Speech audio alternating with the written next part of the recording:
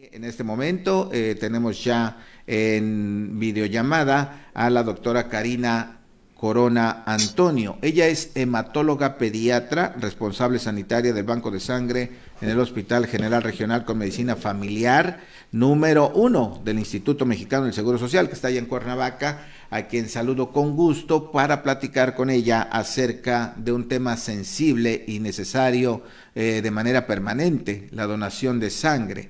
Doctora, ¿cómo está? Buenos días. Hola, ¿qué tal? Buenos días, Abel. Muchas gracias por el espacio, la invitación y buenos días a todo el auditorio. De este tema, la donación de sangre, qué importante es, qué tan necesaria es, porque de pronto uno lo pierde de vista hasta que alguien te pide un favor, oye, necesito donadores, uno puede o no donar, pero esto es un tema siempre vigente, ¿no? Así es, efectivamente, como tú lo mencionas, es una necesidad continua de todos los días. No, aquí no hay una necesidad solamente de lunes a viernes en un solo turno, sino que las 24 horas estamos requiriendo sangre porque los pacientes que tienen padecimientos crónicos como enfermedades renales, pacientes que van a ser trasplantados, pacientes con leucemias o inclusive pacientes que están embarazadas y que van a tener a sus bebés y que tienen algunas complicaciones abiertas en el embarazo, pues se ven en situaciones críticas donde hay una necesidad, donde inclusive si no hay esa sangre se pone en riesgo la vida de las personas. Doctora, hay una cosa muy importante que nos aclare, por favor, es que pues uno cree que al donar sangre es la única sustancia que se utiliza. Hemos escuchado que de la sangre salen más sustancias que son útiles para atender a los pacientes. Así es, efectivamente, con una sola bolsa podemos obtener tres componentes diferentes, que es el paquete globular, que es para como tal la sangre. Podemos obtener plasma, que tiene los factores de coagulación y nos ayuda en pacientes que tienen problemas del hígado, problemas de la coagulación, en hemofilias, y las plaquetas, que también es una necesidad donde inclusive a veces nosotros como zona endémica de dengue, a veces nos vemos con una alta demanda de solicitud de plaquetas porque son pacientes con riesgo de sangrado. Entonces, esos tres componentes, pues prácticamente de una sola donación ayudamos a tres pacientes diferentes.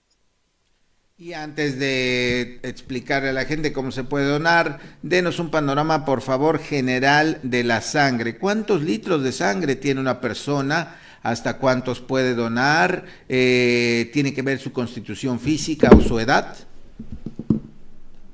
Así es, efectivamente, obviamente el requisito normativo para hacer una donación de sangre es a partir de los 18 años, y que ya la mayoría de edad y él puede decidir hacer una donación hasta los 65 años de edad.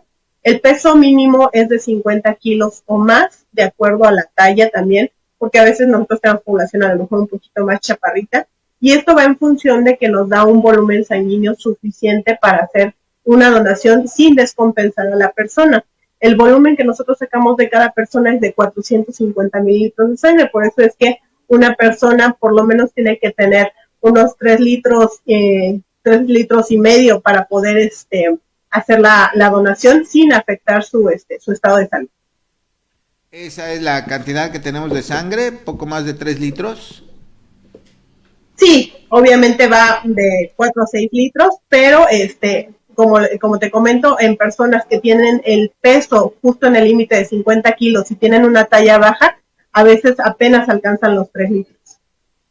Oiga, doctora, ¿y qué nos pasa? Porque luego escuchamos que las personas están anémicas, o sea, la sangre también necesita, pues, digamos, el cuerpo más bien necesita alimentos de calidad para producir sangre, ¿no? Porque luego le digo, escuchamos que las personas están anémicas o no, simplemente no tener sangre significa que uno está bien, ¿no? Claro, efectivamente, e inclusive en muchas ocasiones también como parte del proceso de la donación, a los predonantes se les toma una muestra precisamente para ver su nivel de hemoglobina, y a veces nos hemos dado cuenta que los mismos predonadores requieren de un apoyo con hierro o inclusive llegan a niveles bajos que son candidatos a transfusión. Entonces, obviamente una alimentación rica en hierro, como son las carnes rojas y los vegetales verdes, es lo ideal para mantener un buen nivel de hemoglobina. va a haber situaciones que obviamente salgan de esta parte y no sean necesariamente por la dieta, que van a llevar a una persona a la anemia. Una vez, doctora, yo fui a donar sangre y hay un previo, ¿no? Hay un previo ahí. Primero te revisan a ver si eres candidato y resulté que no era candidato porque yo recientemente en esas fechas había estado enfermo. Es decir, no es tan sencillo como ir y decir yo quiero donar, sino que hay ciertos requisitos para hacerlo. Así es, a veces, obviamente nosotros entendemos la parte de que acuden con el deseo de hacer la donación y muchas ocasiones el hecho de que tú les digas que no vienen en las condiciones, pues ellos toman un rechazo o pierden la oportunidad de regresar. Sin embargo, hay situaciones que en general se pueden corregir y pueden regresar como candidatos a donadores, pero si no, cuidamos mucho de la información a fin de que no lo tomen como, bueno, fui a donar y de plano no quieren mi sangre, ¿no? Sino simplemente saber que hay requisitos específicos. Como lo comentas, hay una muestra donde se toma a fin de saber el nivel de hemoglobina para saber que no estamos anémicos, porque finalmente cuando donamos vamos a perder cierta cantidad de sangre y nuestro nivel de hemoglobina puede bajar un poco. Las defensas es importante porque también si cursamos con un proceso infeccioso, obviamente todavía hay sustancias en la sangre que pueden afectar a los pacientes que van a recibir esta sangre.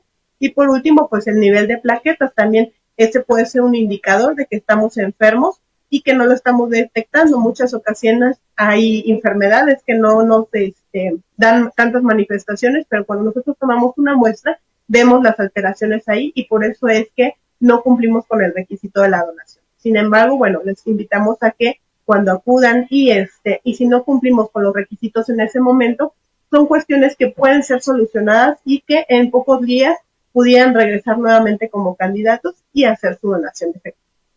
Muy bien, perfecto. Ahora díganos, doctora, por favor, cómo podemos donar, particularmente aquí en el Seguro Social. Ya lo ha explicado ampliamente la necesidad permanente de esta sustancia. Ahora vamos a cómo se puede donar. Hay dos, yo entiendo, hay dos maneras. La primera es cuando uno tiene un paciente y te dicen necesitamos donadores, pero la otra es la voluntaria. Háblenos de las dos, por favor. Ok, efectivamente tenemos la donación de reposición o la donación que es precisamente cuando algún paciente está requiriendo sangre y acuden sus familiares, acuden sus conocidos a hacer la reposición o a fin de poder tener sangre disponible para su paciente, que es el mayor porcentaje de los donadores.